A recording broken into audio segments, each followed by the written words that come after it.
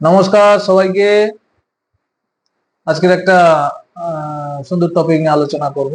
এর আগে আমি আপনার বাড়ি বানানোর জন্য যে যে বিষয়গুলো নিয়ে আলোচনা করেছিলাম, আপনারা সেই ভিডিওগুলো সবাই দেখেছেন এবং সবাই লাইকও করেছে।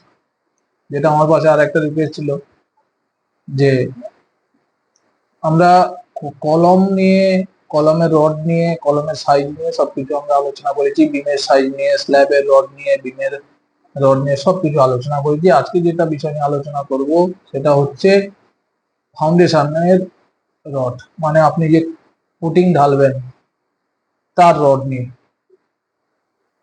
এবং পুটিং এর সাইজ নিয়ে। মিনিমাম সাইজ, পুটিং এর সাইজ কত হবে, মিনিমাম আপনার এমনি নর্মাল G+1 মানে একতলা কিংবা দোতলা বাড়ির জন্য মিনিমাম পুটিং এর সাইজ কত, ঢালাই কংক্রিট কত হবে, এটা নিয়ে আলোচনা করব। তো দেখুন, আমরা বাড়িতে বাড়ি বানানোর জন্য যেটা করব সেটা পুটিং এর আগে আমরা পুটিং এর জন্য মাটি কাটবো। মাটি আপনার এনজিএল মানে ন্যাচারাল যেটা গ্রাউন্ড আছে, আপনার যেটা ন্যাচারাল আপনার যে মাটি আছে, আদদ মাটি, আদদ মাটি থেকে ভরাট মাটি, ভরাট মাটি হলে হবে না। ধরুন আপনি 1 বছর আগে মাটি কম মানে ধরুন সাথে সাথে আপনি মাটি ভরাট করে গাড্ডা করবেন, তাহলে কিন্তু হবে না। মাটিটা তো কম্প্যাক্ট হয়নি, মাটিটা ঢিলা, তাহলে কিন্তু আপনাকে সেক্ষেত্রে আরো বেশি ডিপে যেতে হতে পারে। কিন্তু যেটা আপনার আদত মাটি, সেই আদত মাটি থেকে মিনিমাম এনজিএল লেভেল থেকে মানে ন্যাচারাল গ্রাউন্ড লেভেল থেকে, মানে এমনি যেটা আদত মাটি, যেটা স্বাভাবিক মাটি মানে কম্প্যাক্ট মাটি, সেটা থেকে মিনিমাম আপনাকে 5 ফিট নিচে যেতে হবে। মিনিমাম 5 ফিট, মিনিমাম 5 ফিট নিচে গাড্ডা করতে হবে আপনাকে, 5 ফিট ডিপ করে নিচে যেতে হবে। আর আপনার এক্সটার্নাল যত কলম মানে বাইরের সাইডের দিকে যত কলম হবে, তার জন্য পুটিং এর সাইজ মিনিমাম 4 ফিট বাই 4 ফিটের পুটিং করতে হবে। ঠিক আছে। আপনার ইন্টারনাল কলম মানে ভেতরে, বিল্ডিং এর ভেতরে মাঝখানে যে কলম গুলো হবে, তার জন্য মিনিমাম আপনাকে 5 ফিট বাই 5 ফিটের পুটিং এর সাইজ করতে হবে। পুটিং মানে সাইজ কংক্রিটটা বাইরের কলম গুলো যেখানে বসবে, তার জন্য পুটিং এর কংক্রিট হবে মিনিমাম 4 ফিট বাই 4 ফিট মানে 1200 বাই 1200। পুটিং এর ডেপথ হবে 1 ফিট। সাইটে আপনার সাইটে 1 ফিট, 1 ফিট হওয়ার পরে সাইড থেকে স্লোপ হয়ে, হালকা স্লোপ হয়ে সেটা 1.5 ফিটে গিয়ে ম্যাচ করবে কলমের পাশে। কলমটা যেখানে মাঝখানে বসবে সেখানে গিয়ে 1.5 ফিটে গিয়ে ম্যাচ করে যাবে। ঠিক আছে। এটা পুটিং এর মিনিমাম কংক্রিট আপনাকে করতে হবে।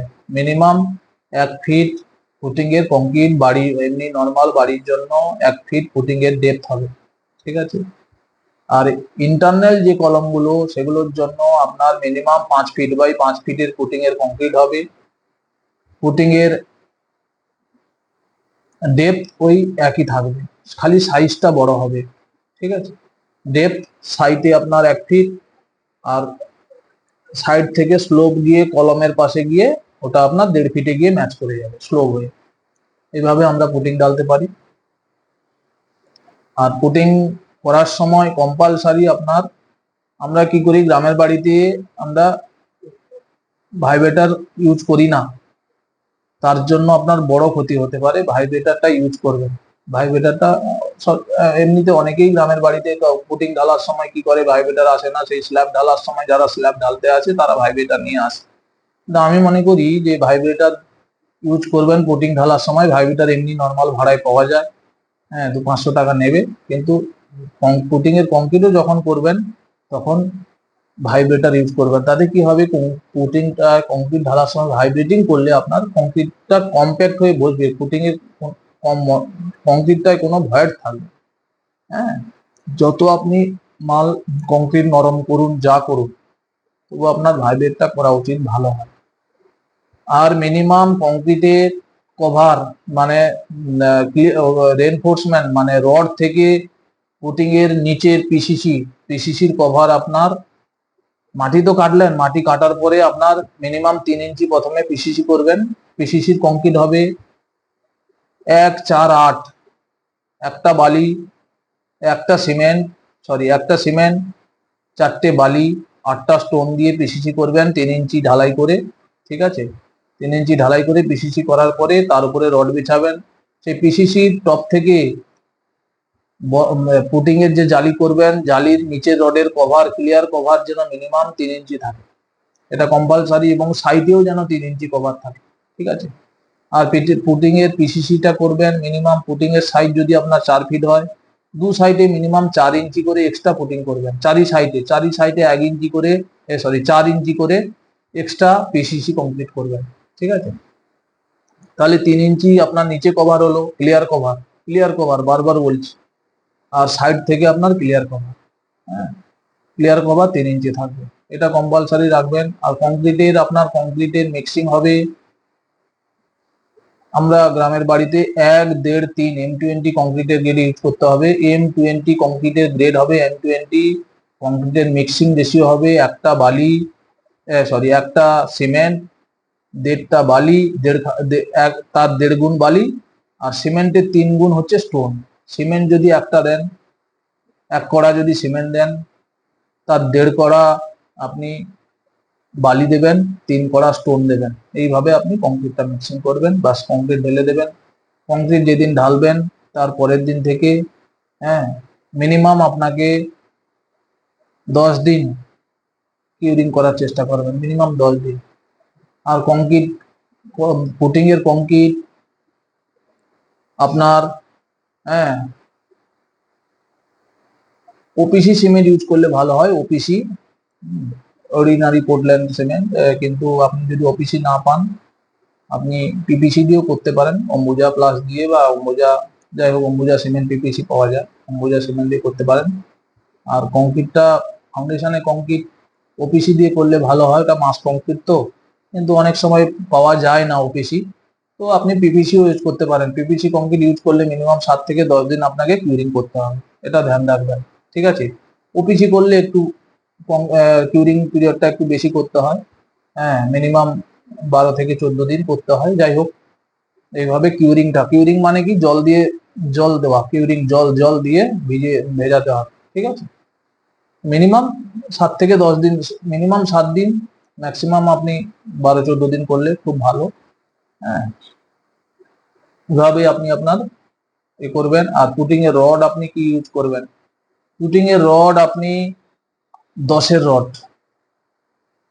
রড